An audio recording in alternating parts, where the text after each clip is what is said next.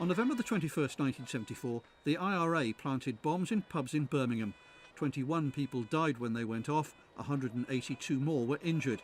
Hours later, 6 men were arrested, among them Paddy Hill. The police told us right from the beginning, we know you didn't do the bombs. We don't give an F who done the bombs. We've got you, that's good enough for us.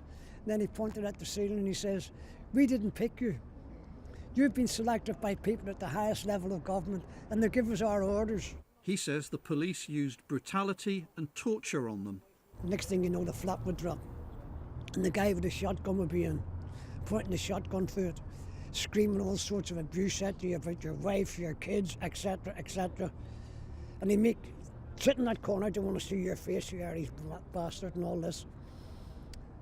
And then he'd go to the next one, and the next one, and the same thing, the 5 of us. And then it'd be deathly silent for about 5 minutes or so. And then the guy with the handgun would come round. Robert Brown served 25 years for the murder of Annie Walsh, which he always denied, before his conviction was overturned in 2002. There was no evidence to connect me to the crime, so why did they persist in arresting me, charging me, and basically framing me and manufacturing evidence, you know? And the police were never held to book for that. And it's since the release of the Guildford 4 in 1991, there's been 6,000 cases released for the Court of Appeal, right, from traffic offences to murder offences. So it's obvious that there's anomalies, right, in the system, and it's a system that is badly flawed. He says the criminal justice system closes ranks if mistakes come to light. It isn't about the truth. Truth and justice are not synonymous in a court of law. It's about winning, and the prosecution will do anything to win, and if it means hiding evidence that could clear a defendant, they've got no qualms about doing so here. The cases were discussed today at a conference in the University of Strathclyde. It's home to a group who reinvestigate potential miscarriages of justice on behalf of people who've exhausted all normal appeals.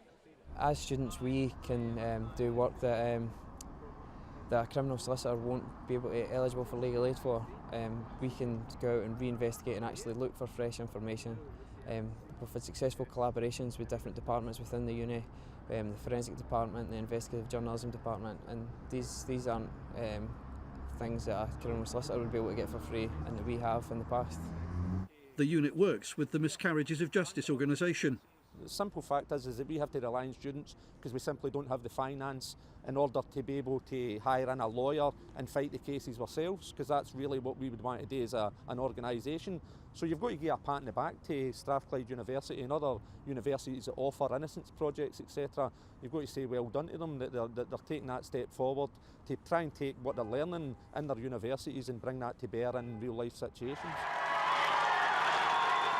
Jubilant scenes when the Birmingham Six's convictions were overturned.